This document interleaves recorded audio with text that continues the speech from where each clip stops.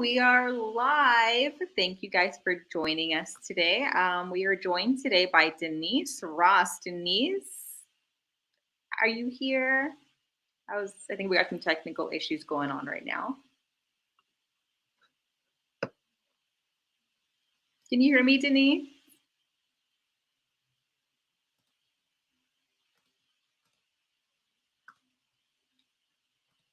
Denise?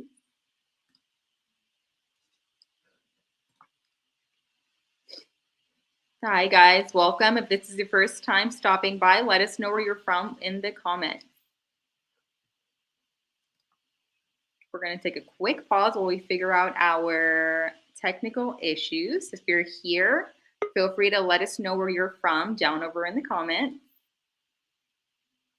Okay, Denise, there you are. Yes, I got kicked out. Oh, I'm sorry. It's okay. Okay, let me know when you're ready and set up again. Okay, I I'm good. see a little bit of glitch. I know we were in the waiting room. Everything was good to go. And then we went live and it was... All right, if this is your first time here, guys, let us know where you're from in the comments. Awesome. And if this is your first time, my name's Bertiana Morales. I'm with Signature Real Estate Group, located in Temecula. I'm located in Wildomar, California, serving the entire Temecula Valley.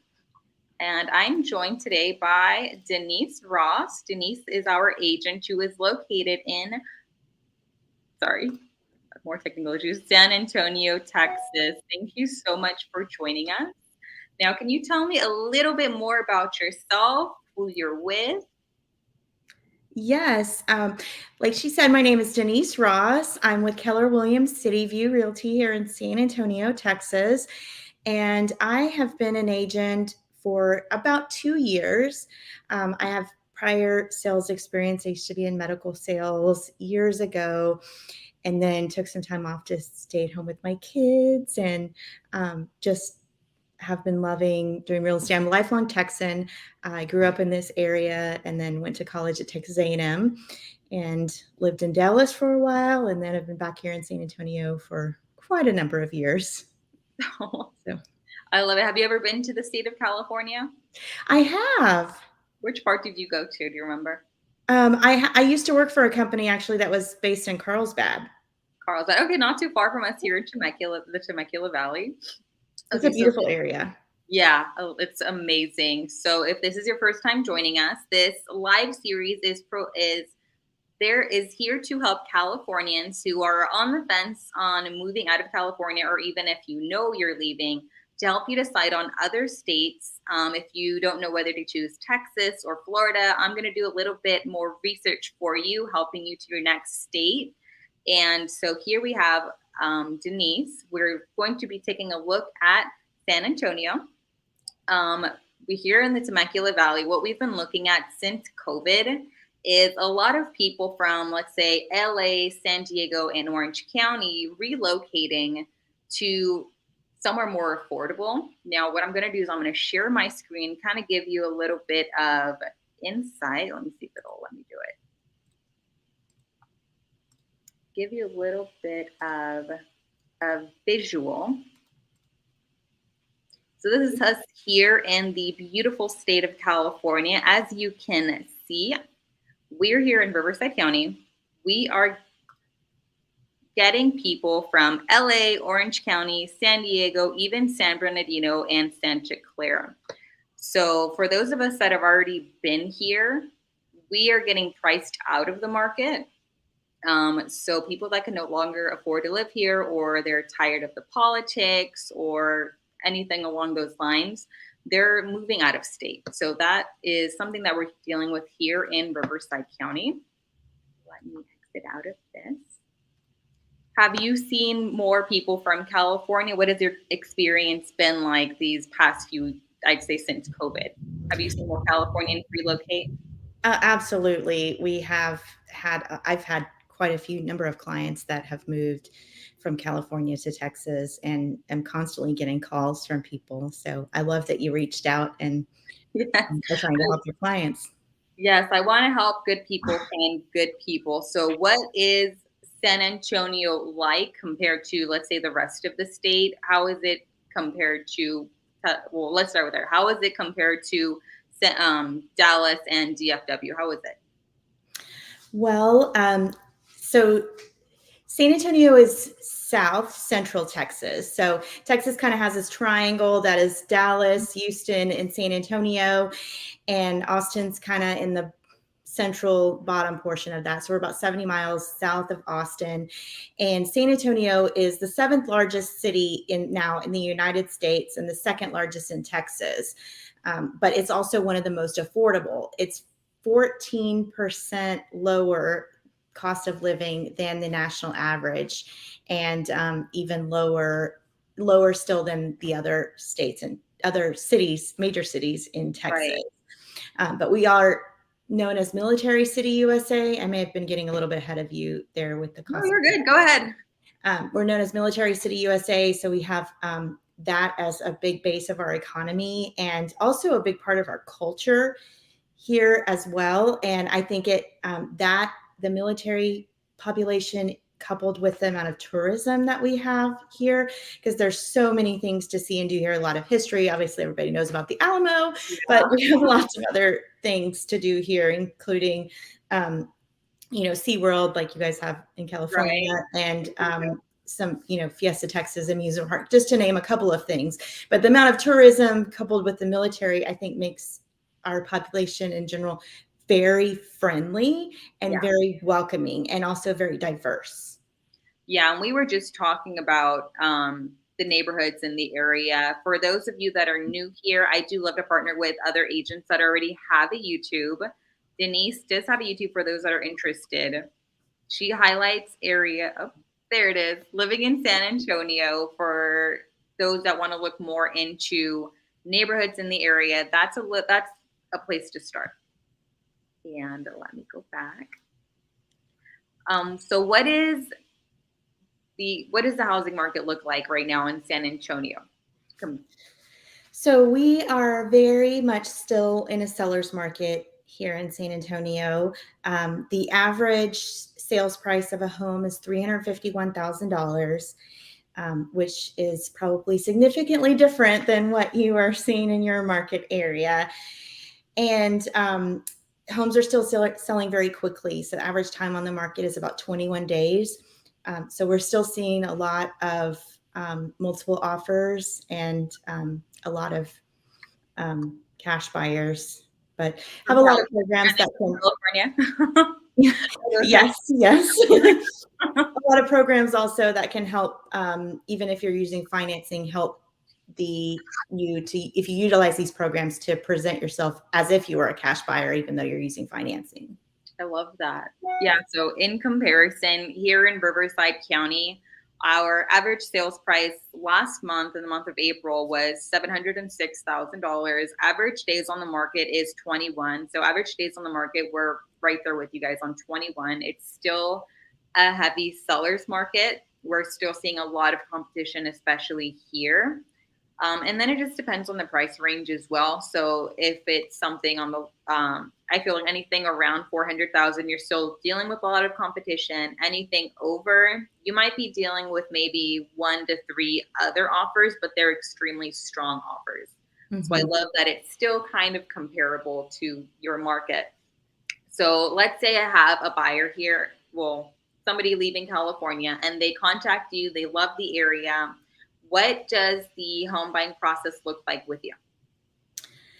So I would definitely want to have a conversation, whether that be over the phone or over Zoom. I love doing it face to face, even if it's just over Zoom, to try to get to know the folks a little bit better, what their family or, what they're looking for in a home, what's most important to them.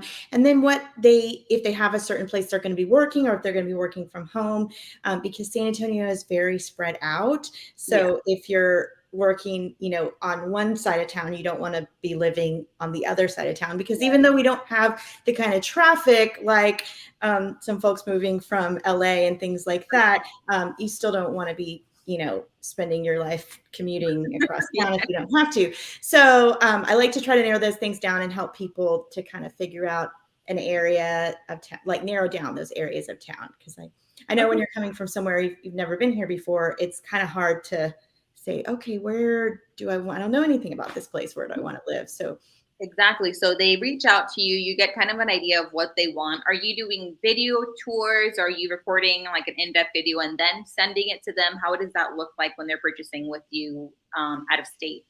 yes. So I have done several clients purchases that have purchased the property entirely sight unseen. So Mhm. I've done video tours for them, even, for the inspection and those types of things as well. But on my YouTube channel, I actually have a lot of resources for this as well. I have a kind of an overview tour of, walking through the entire map of San Antonio. Like this is, these are the neighborhoods in the western part, these are the neighborhoods in the northeast part, and so forth. So that is like a really good tour and then I do have several neighborhood tours as well. But obviously beyond that, then once, we set them up on a search and find a particular home, I definitely would, whether they're coming here to visit or if they just want to tour it virtually, we can make it happen. Exactly. So let's say they find a house with you, they're ready to submit. What do you think would be their best way to get that house and have that offer accepted? Is it just removing contingencies? Are you suggesting that they submit overpriced? What would be the best way you think to have their offer accepted?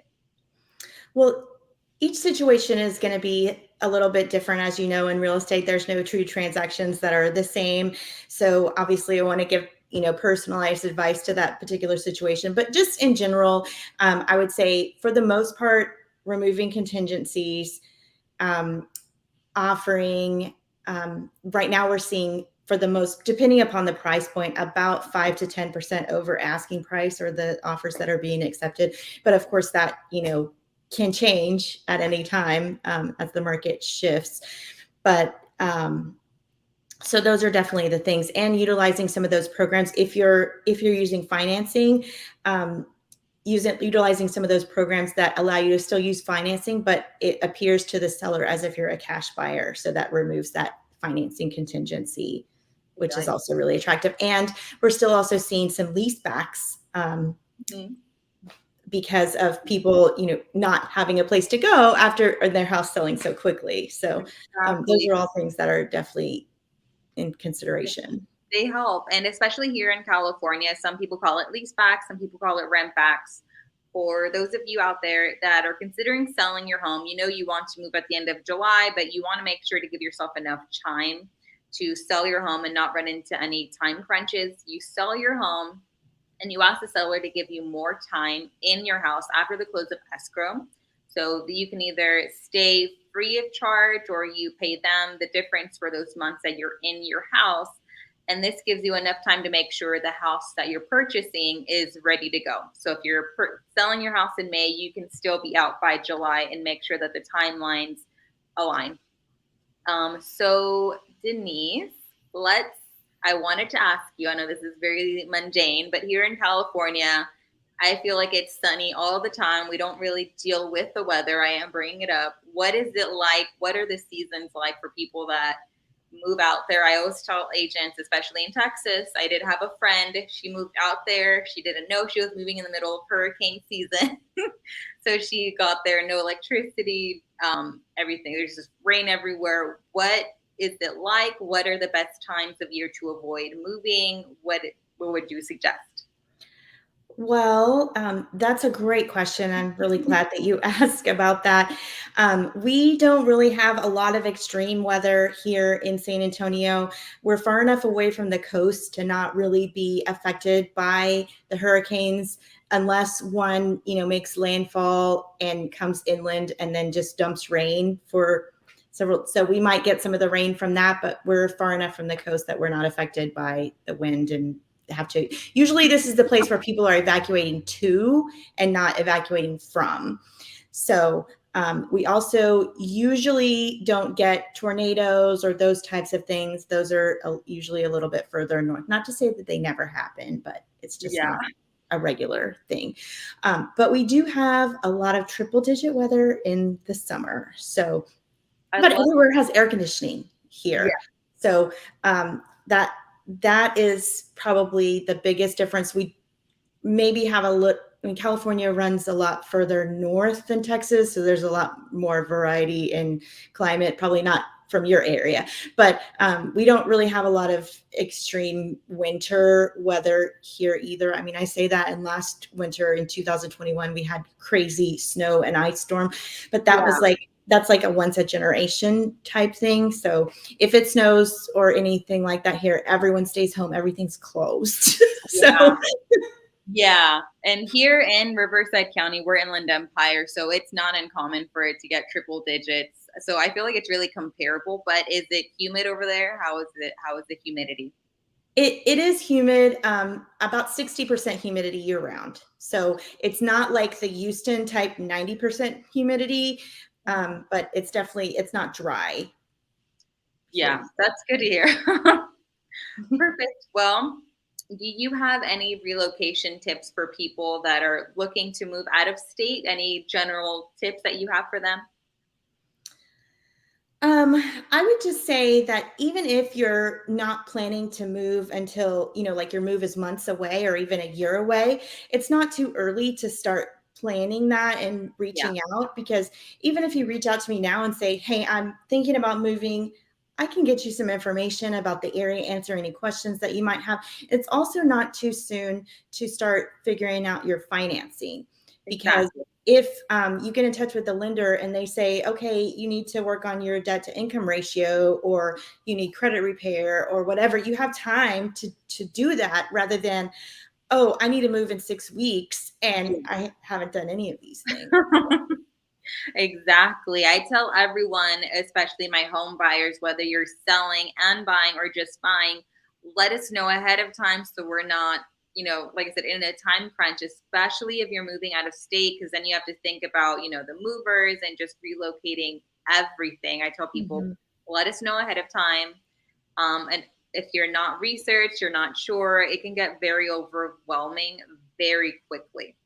And for Yes. those of you And out there, oh, and go if ahead. you're researching things, there might be things that I've already answered for other people and could save you that energy in having to look, search for those answers on your own.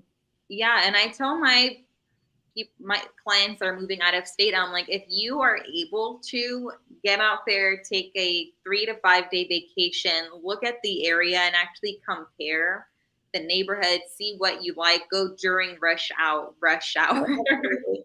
That's the best way. So you'll know, hey, can I live here? Compare that to another area, let's say Dallas, and compare the areas, compare the two, especially if you're moving out of state. I have clients that move out of state, they get there for a year and they're like, I can't do this. Right. You have to Right. figure out how to move them back home. Yeah. So that is just, that it is so funny. Okay. Do you have any other tips for my clients that are looking, or any Californians that are looking to move out of state, or any tips in general? Um, did you want to talk a little bit more about the comparison of cost of living, or what happens once you go under contract? Yeah, of course. Let's talk about what happens when you get under contract. Well, let me go to what happened after that. Oh, there's not a banner for that. Yeah. So let's talk about that. So let's say you find them the right house, you get under contract. What does the timeline look like from there?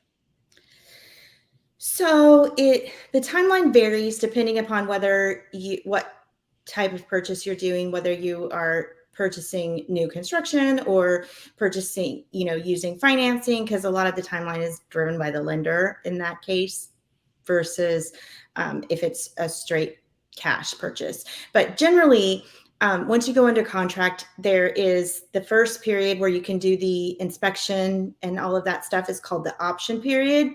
And it's called the option period because it is optional. So it's not required. Of course, your realtor would always recommend that you have an inspection and do that Yeah. due diligence on any property that you're purchasing. But it is negotiated between the buyer and seller during the contract negotiations. So that period can vary. It's generally between 3 and 10 days. And there is a fee that goes with it. The fee is separate from the earnest money. It's called the option fee. Usually that's somewhere between $100 and say $300. That's one way where you can make your offer stand out from others if you're looking for ways. But that essentially is you purchasing the right to terminate the contract for any reason during the option period. So if you loved this yellow house on the day that you saw it, and then all of a sudden you decide, I hate yellow, I can't live in this yellow house, you can get out of the contract as long as you're in the option period. If you have the inspection and they find problems with the foundation or whatever, you can get out of the contract as long as you're in the option period. If you do exercise that right to get out of the contract to terminate, then you do lose your option fee. So you're $100 to $300, but you would get your earnest money back. So yeah, exactly. A nice peace of mind. So that's generally what happens when you go under contract. And then after that, depending upon if you're using financing, the lender would order an appraisal. There definitely has to be a survey for the property to close. So like the little drawing showing what structures are on. Yes. So if the property owner has an existing survey, that sometime can be used again for this transaction if the owner hasn't made any changes to the structure or anything like that. Sometimes they can use that. And who pays for the survey if a new one has to be ordered is determined by negotiating the contract as well. Yeah, I love that. And it's so interesting to me because here in California, circling back a little bit, we have an inspection period and you go negotiate the days, but you don't pay per day. Like it's just there and you just negotiate the timeline. So I always think it's so crazy that you have to, pay per day and you negotiate that. I love that. This is something people wouldn't know ahead of time. This is why we tell our clients, come to us ahead of time so it's not such a surprise. Right. We do have a Facebook user has a quick question for you, Denise. Good afternoon. What is the average build time for new construction in Texas? That is an excellent question, and that is somewhat of a difficult question to answer because everything has kind of changed since COVID. So before that, I would have said for sure, easily 6 to 9 months you could build from, just buying dirt to building a home. But these days it's really hard to say. And even some of the builders are not meeting their deadlines because they're having trouble, everywhere is having trouble finding people that will work. So, I would say it would be hard to find and be able to count on something starting from the ground up less than a year's time frame. And some builders aren't even selling they're only selling, starting at the frame stage or starting, at the more finished out stage. I like it. I like it. Okay. So hopefully that answers your question. So true.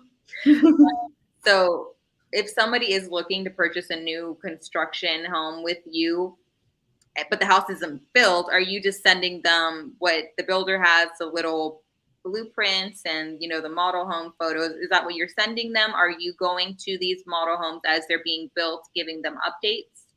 Oh, absolutely. It definitely would be, walking through the process with them and giving them updates. Because I always think of how I would want to be treated, and I wouldn't want to be purchasing a home, not ever having seen it, not ever had anybody check on it or anything like that. So I always try to treat all of my clients that way. Giving them a peace of mind. I love that. And then going back to the home buying process. I think I cut you off earlier. I'm sorry. After the option period, was there more to it? So no, after the option period, then if depending upon, if it's a lender, then, it would be subject to the buyer's approval and those things like that. So, okay, perfect. And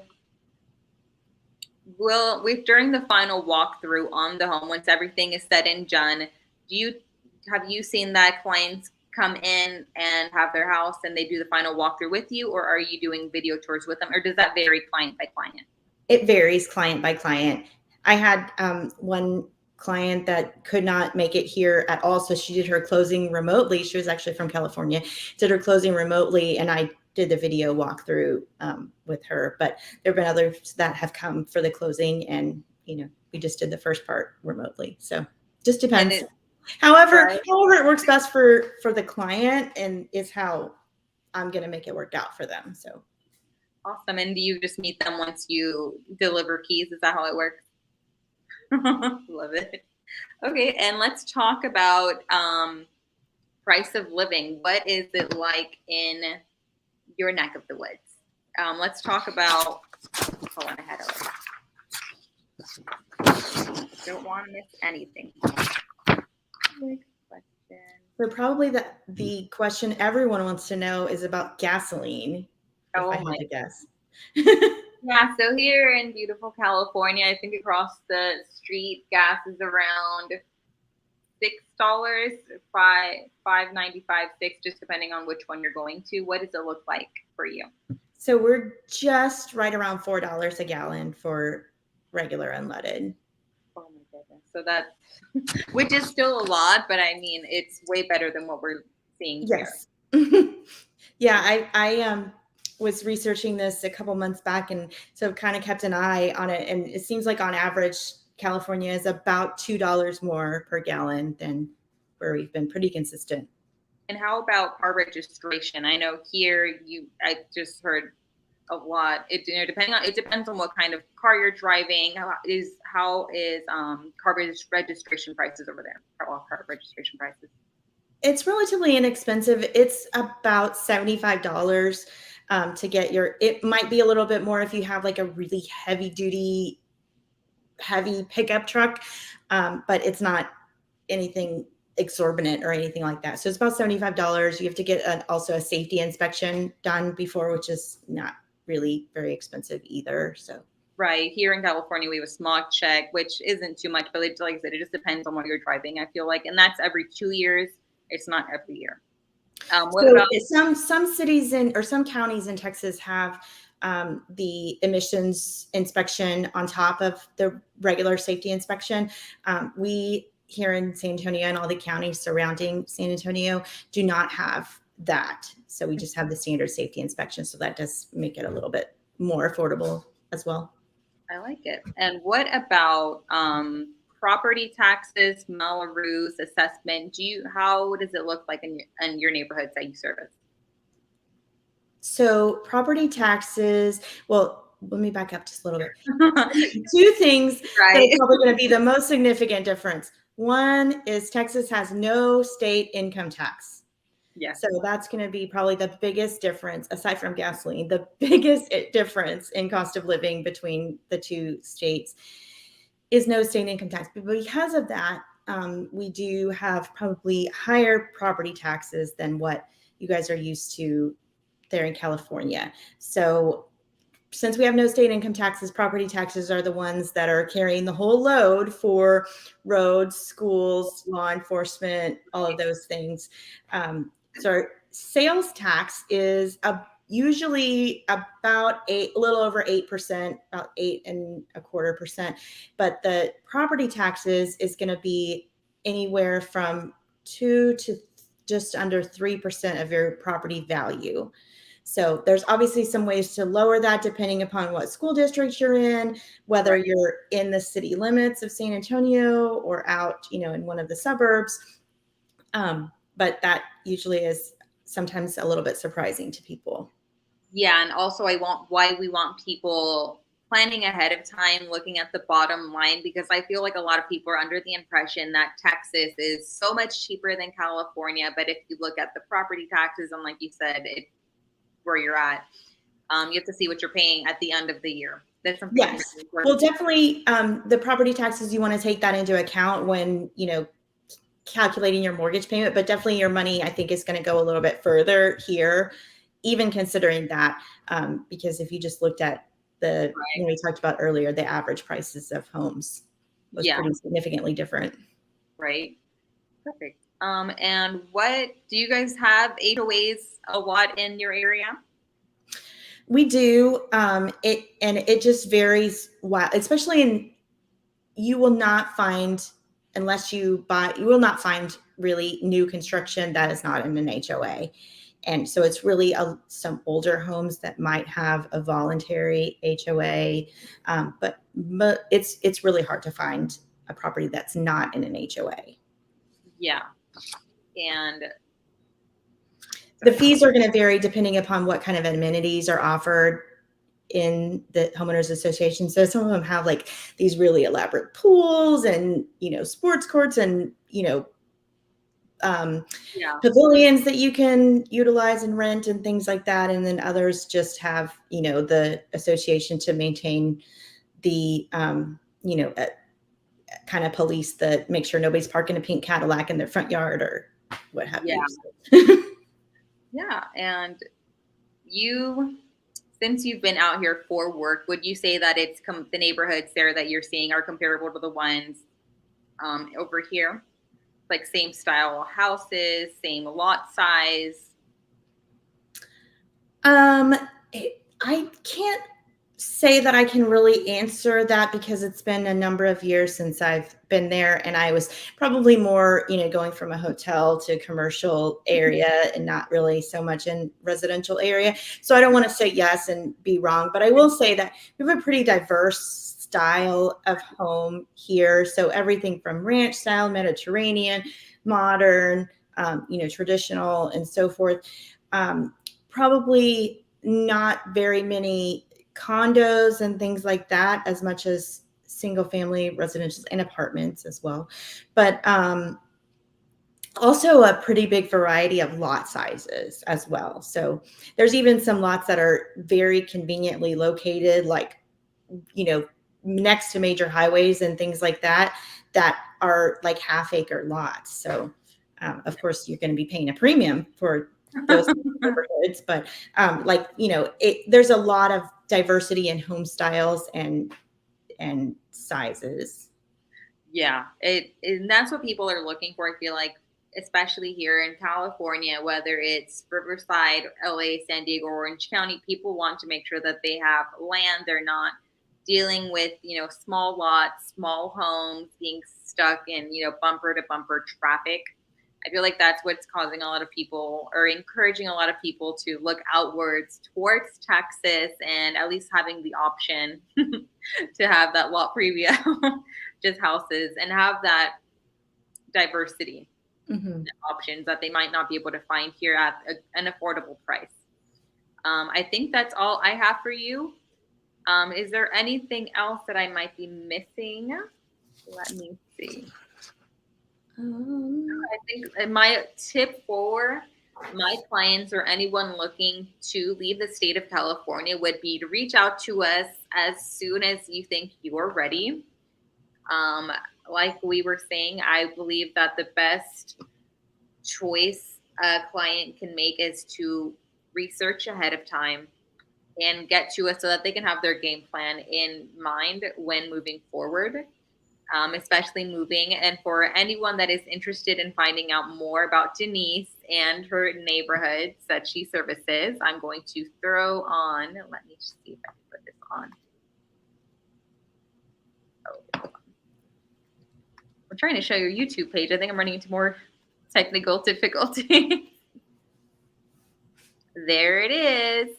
Living in San Antonio on YouTube. You can find more information. I think your more recent video is leaving California. That's going to be, I think, one good place to start. There we go. And reaching out to Birdie and I, like, she can make your move go seamlessly on the California side, and I can make it go as seamlessly as possible on the San Antonio side, and you'd just be in good hands all around. Exactly. And especially if you're selling here in California, reach out. We can get a game plan and place your house on the market while also helping you purchase in Texas. If anyone has any questions, call, text, or email. And Denise, thank you so much for reaching out. I will be talking to you soon. All right. Thanks, Birdie. Thanks so much for having me. I had something on for this. Of course. Thank you so much. We will talk to you guys soon. Thank you. Don't forget to like and subscribe down below, guys. We'll talk to you guys soon.